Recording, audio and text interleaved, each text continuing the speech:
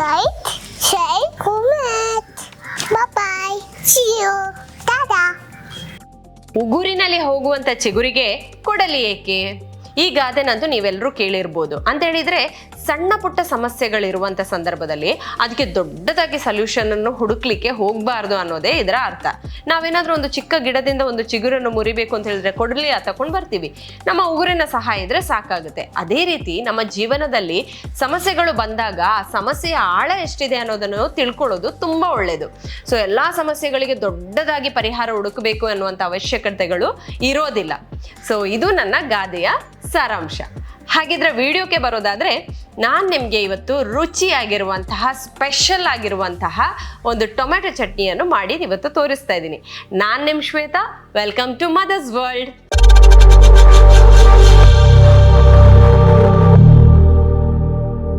ಏನು ಚಟ್ನಿನ ಅದೇ ನಮಗೆ ಮಾಡಕ್ ಬರಲ್ಲ ಅಂತ ಕೇಳ್ತಿದ್ದೀರಾ? ನಿಮಗೆ ಮಾಡಕ್ ಬರುತ್ತೆ, ಆದ್ರೆ ನಾನೀಗ ನಿಮಗೆ ಮಾಡಿ ತೋರಿಸಿರುವಂತಹ ಚಟ್ನಿ ಸ್ವಲ್ಪ ಡಿಫ್ರೆಂಟ್ ಆಗಿ, ಸ್ಪೆಷಲ್ ಆಗಿ, ಟೇಸ್ಟಿಯಾಗಿ ಮಾಡುವಂತಹ ಚಟ್ನಿ. ಇದು ನಮ್ಮ ಅಜ್ಜಿಯವರ ಕಾಲದಲ್ಲೆಲ್ಲ ಕೆಂಡ ಎಲ್ಲ ಉಪಯೋಗಿಸಿ ಮಾಡ್ತಿದ್ರು ನೋಡಿ, ಆ ರೀತಿಯಾಗಿ ಮಾಡುವಂತ ಚಟ್ನಿ.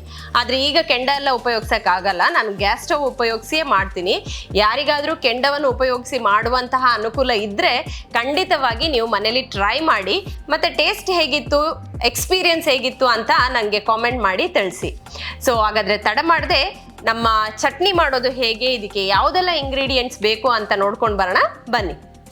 ನಮ್ಮ ಚಟ್ನಿಗೆ ಬೇಕಾಗಿರುವಂತ ಇಂಗ್ರೀಡಿಯೆಂಟ್ಸ್ ಯಾವುದೆಲ್ಲ ಅಂದ್ರೆ ಟೊಮೆಟೊ, ಈರುಳ್ಳಿ, ಹಸಿಮೆಣಸು, ಬೆಳ್ಳುಳ್ಳಿ, ಉಪ್ಪು, ಜೀರಿಗೆ ಹುಡಿ. ಇದಿಷ್ಟಿದ್ರೆ ಟೇಸ್ಟಿ ಆಗಿರುವಂತ ಚಟ್ನಿ ನಮಗೆ ರೆಡಿ ಆಗ್ತದೆ.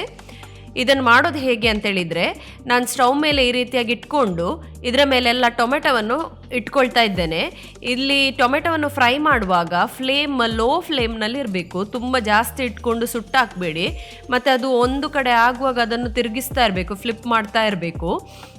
ಈ ರೀತಿಯಾಗಿ ಫ್ರೈ ಮಾಡೋದ್ರಿಂದ ಟೇಸ್ಟ್ ಒಳ್ಳೆ ಆಗ್ತದೆ. ಈ ಟೊಮೆಟೊ ಉಂಟಲ್ಲ, ಇದು ಆ್ಯಕ್ಚುಲಿ ತುಂಬ ಹಣ್ಣಾಗಿ ರೆಡ್ ಇದ್ರೆ ಅಲ್ಲ ಒಳ್ಳೇದು. ಪಿಚಿ ಪಿಚಿ ಇರಬಾರ್ದು, ಗಟ್ಟಿ ಇರಬೇಕು, ರೆಡ್ ಇರಬೇಕು. ಆಗ ಚಟ್ನಿಗೆ ಕಲರ್ಸ್ ಒಳ್ಳೆ ಬರ್ತದೆ. ನನ್ನ ಹತ್ರ ಈಗ ಇದ್ದಿದ್ದಿದೆ, ಹಾಗೆ ನಾನು ಇದರಲ್ಲೇ ಮಾಡ್ತಾ ಇದ್ದೇನೆ. ನಿಮ್ಮ ಹತ್ರ ರೆಡ್ ಇರುವಂತಹ ಟೊಮೆಟೊ ಇದ್ರೆ ನೀವು ಅದರಲ್ಲೇ ಮಾಡಿ ನೋಡಿ. ಈಗ ಇದು ಆಗಿದೆ, ಇದು ಫ್ರೈ ಆಗಿದೆ. ಇದನ್ನು ತೆಗೆದು ಇದರ ರೀತಿಯೇ ನಾನೀಗ ಈರುಳ್ಳಿಯನ್ನು, ಬೆಳ್ಳುಳ್ಳಿ ಮತ್ತು ಹಸಿಮೆಣಸನ್ನು ಇದೇ ರೀತಿ ನಾನು ಫ್ರೈ ಮಾಡ್ಕೊಳ್ತೇನೆ. ಅದರಿಂದ ಇನ್ನೂ ಸಹ ಟೇಸ್ಟ್ ತುಂಬ ಒಳ್ಳೆ ಇರ್ತದೆ, ಅರೋಮಸ್ ಅಷ್ಟೇ ಒಳ್ಳೆದಿರ್ತದೆ. ನೋಡಿ, ಇಲ್ಲಿ ನಾನು ಹಸಿಮೆಣಸು ತಗೊಂಡಿದ್ದೇನಲ್ಲ, 3 ಹಸಿಮೆಣಸು ತಗೊಂಡಿದ್ದೇನೆ. ಅಂದರೆ ಇದು ಅಷ್ಟು ಖಾರ ಇಲ್ಲ, ಜಾಸ್ತಿ ಖಾರ ಏನಿಲ್ಲ, ಹಾಗೆ ನಾನು 3 ಹಸಿಮೆಣಸು ತಗೊಂಡಿದ್ದೇನೆ. ನೀವು ನಿಮ್ಮ ಟೇಸ್ಟಿಗೆ ಬೇಕಾದಷ್ಟು, ನೀವು ಎಷ್ಟು ಖಾರ ತಿಂತೀರಿ ಅಷ್ಟು ಹಾಗೆ ತಗೊಳ್ಳಿ. ಮತ್ತು ಈಗ ನೋಡಿ, ಇದು ಫುಲ್ ಆಗಿದೆ. ಈಗ ಇದು ಫ್ರೈ ಆಗಿ ನೋಡಿ ಎಲ್ಲ ಸಾಗಿದೆ. ಇದನ್ನು ನಾನು ಯಾವ ರೀತಿಯಾಗಿ ಮಾಡೋದು ಅಂತ ತೋರಿಸಿಕೊಡ್ತೇನೆ. ಈಗ ನಾನು ಈ ಬೆಳ್ಳುಳ್ಳಿ ಉಂಟಲ್ಲ, ಇದರ ಸಿಪ್ಪೆ ಎಲ್ಲ ತೆಗೆದು ಚಂದ ಮಾಡಿ ಇಟ್ಕೊಂಡಿದ್ದೇನೆ. ಈಗ ಒಂದು ಕುಟ್ಟಾಣಿ ಉಂಟಲ್ಲ, ಈ ಕುಟ್ಟಾಣಿಯಲ್ಲಿ ನಾನು ಫಸ್ಟ್ ಬೆಳ್ಳುಳ್ಳಿಯನ್ನು ತೆಗೆದಿದ್ದೇನಲ್ಲ ಅದನ್ನು ಹಾಕೊಳ್ತಾ ಇದ್ದೇನೆ. ಈಗ ನಾನು ಇದು ಸುಟ್ಟ ನಂತರ ಬೆಳ್ಳುಳ್ಳಿದು ಸಿಪ್ಪೆ ತೆಗಿಲಿಕ್ಕೆ ಈಸಿ ಆಗ್ತದೆ. ಈ ಹಸಿಮೆಣಸು ಉಂಟಲ್ಲ, ಈ ಹಸಿಮೆಣಸಿದು ಸುಟ್ಟಿರುವಂಥ ಹಸಿಮೆಣಸಿದು ಸಿಪ್ಪೆಯನ್ನು ತೆಗಿಬೇಕು. ಸಿಪ್ಪೆ ಸಮೇತ ಹಾಕ್ಲಿಕ್ಕಿಲ್ಲ, ಸಿಪ್ಪೆಯನ್ನು ತೆಗೆದು ನಾವು ಇದಕ್ಕೆ ಹಾಕಿಕೊಳ್ಬೇಕು ಕ್ರಷ್ ಮಾಡಲಿಕ್ಕೆ. ನೋಡಿ, ಈ ರೀತಿಯಾಗಿ ಆಗ್ತದೆ. ಇದನ್ನು ಹಾಕೊಳ್ತಾ ಇದ್ದೀನಿ ನಾನೀಗ. ಮತ್ತು ಈರುಳ್ಳಿಯನ್ನು ಕಟ್ ಮಾಡಿ ಹಾಕ್ಕೊಳ್ತಾ ಇದ್ದೇನೆ ನಾನು. ನೀವು ಬೇಕಿದ್ದರೆ ಈರುಳ್ಳಿಯನ್ನು ಕಟ್ ಮಾಡಿ ಹಾಗೇನೆ, ಅಂದರೆ ಈ ರೀತಿಯಾಗಿ ಕುಟ್ಟದೆ ನೀವು ಹಾಕ್ಕೊಳ್ಬೋದು. ನಾನು ಮಾತ್ರ ಹೀಗೆ ಕುಟ್ಟಿಯೇ ಮಾಡ್ಕೊಳ್ತಾ ಇದ್ದೆ, ನನಗೆ ಟೇಸ್ಟ್ ಇದಕ್ಕೇನೆ ಇಷ್ಟ. ನೋಡಿ, ಈಗ ಇಷ್ಟ ಆದರೆ ಸಾಕು, ರಫ್ ಆಗಿ ಆಗಬೇಕು, ಅದು ತುಂಬ ಮ್ಯಾಶ್ ಆಗಬಾರ್ದು. ಇಲ್ಲ ನಮಗೆ ಬಾಯಿಗೆ ಸಿಕ್ಕೋದು ಬೇಡ ಅಂತ ಆಗೋದವರು ಎಲ್ಲವನ್ನು ಒಟ್ಟಿಗೆ ಹಾಕಿ ಒಮ್ಮೆ ಮಿಕ್ಸಿಯಲ್ಲಿ ಒಂದು ಸತಿ ರನ್ ಮಾಡಿದರೆ ಸಾಕಾಗ್ತದೆ. ನಾನು ಮಾತ್ರ ಹೀಗೇನೆ ಕುಟ್ಟಿ ಮಾಡ್ತಾ ಇದ್ದೇನೆ, ಅದು ಒಳ್ಳೆ ಟೇಸ್ಟ್ ಆಗ್ತದೆ ಅಂತೇಳಿ. ಟೊಮೆಟೊದು ಕೂಡ ಈ ರೀತಿ ಪೀಲ್ ಆಫ್ ಮಾಡಿಕೊಂಡು ಮೇಲೆ ಗಟ್ಟಿ ಇರೋದ್ರಿಂದ ಒಂದು ಚೂರಿಯಲ್ಲಿ ಅದನ್ನು ಕಟ್ ಮಾಡ್ಕೊಂಡ್ಬಿಡಿ. ಈ ರೀತಿಯಾಗಿ ಕಟ್ ಮಾಡಿಕೊಂಡು ಹಾಕಿದರೆ ಅದರದ್ದು ಮೇಲೆದ್ದು ನಿಮಗೆ ಅಷ್ಟು ಗಟ್ಟಿ ಆಗೋದಿಲ್ಲ. ಮತ್ತು ಟೊಮೆಟೊವನ್ನು ಕೈಯಲ್ಲೇ ಮ್ಯಾಶ್ ಮಾಡ್ಕೊಳ್ತಾ ಇದ್ದೇನೆ, ಹಾಗೇನೆ ಟೇಸ್ಟಿ ಆಗ್ತದೆ. ನಿಮಗೆ ಇಲ್ಲ ಅಂತ ಹೇಳೋರು, ಬೇಡ ಹಾಗೆ ಕೈಯಲ್ಲಿ ಕ್ರಷ್ ಮಾಡಲಿಕ್ಕೆ ಇಷ್ಟ ಇಲ್ಲ ಅಂತ ಹೇಳೋರು ಒಮ್ಮೆ ರನ್ ಮಾಡ್ಬೋದು.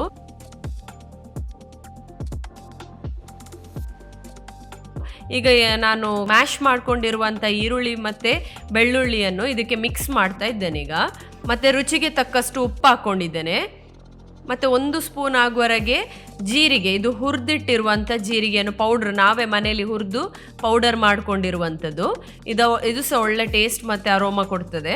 ನೋಡಿ ಈಗ ಇದು ಆಲ್ಮೋಸ್ಟ್ ರೆಡಿ ಆಗಿದೆ. ನೋಡಿ ಎಷ್ಟು ಚಂದ ಕಾಣ್ತಾ ಉಂಟಲ್ಲ, ಇದು ತಿನ್ನಲಿಕ್ಕೆ ಸಹ ಅಷ್ಟೇ ಟೇಸ್ಟ್ ಇರ್ತದೆ. ನೋಡಿ ಈಗ ಇದು ರೆಡಿ ಆಗಿದೆ. ಇದನ್ನೀಗ ಸರ್ವಿಂಗ್ ಬೌಲಲ್ಲಿ ಹಾಕ್ತಾ ಇದ್ದೇನೆ. ಇದನ್ನು ಊಟದೊಟ್ಟಿಗೆ ತಿಂದರೆ ಒಳ್ಳೆ ಟೇಸ್ಟ್ ಆಗ್ತದೆ. ಬಿಸಿ ಬಿಸಿ ಊಟದೊಟ್ಟಿಗೆ ತಿಂದರೆ ಒಳ್ಳೆ ಟೇಸ್ಟ್ ಆಗ್ತದೆ.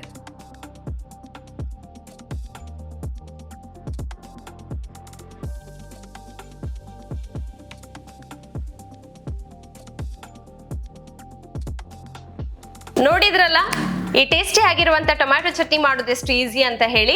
ನೀವು ಕೂಡ ಮನೇಲಿ ಟ್ರೈ ಮಾಡಿ ಟೇಸ್ಟ್ ಹೇಗಿತ್ತು ಅಂತ ನನಗೆ ಕಾಮೆಂಟ್ ಮಾಡಿ ತಿಳಿಸಿ. ಈ ವಿಡಿಯೋ ಇಷ್ಟ ಆಗಿದ್ರೆ ಲೈಕ್ ಮಾಡಿ, ಶೇರ್ ಮಾಡಿ. ಇನ್ನೂ ಕೂಡ ಚಾನಲ್ ಅನ್ನು ಸಬ್ಸ್ಕ್ರೈಬ್ ಮಾಡದೆ ನೋಡ್ತಿದ್ರೆ ತಕ್ಷಣವೇ ಸಬ್ಸ್ಕ್ರೈಬ್ ಮಾಡಿ. Like, share, comment. ನನ್ನ ಮುಂದಿನ ವಿಡಿಯೋ ಬರೋವರೆಗೆ ಆಸ್ ಯೂಶುವಲ್ ನನ್ನನ್ನು ಮಿಸ್ ಮಾಡಿ. Signing off Shweta from mother's world. Bye bye. Bye bye. See you. Tada.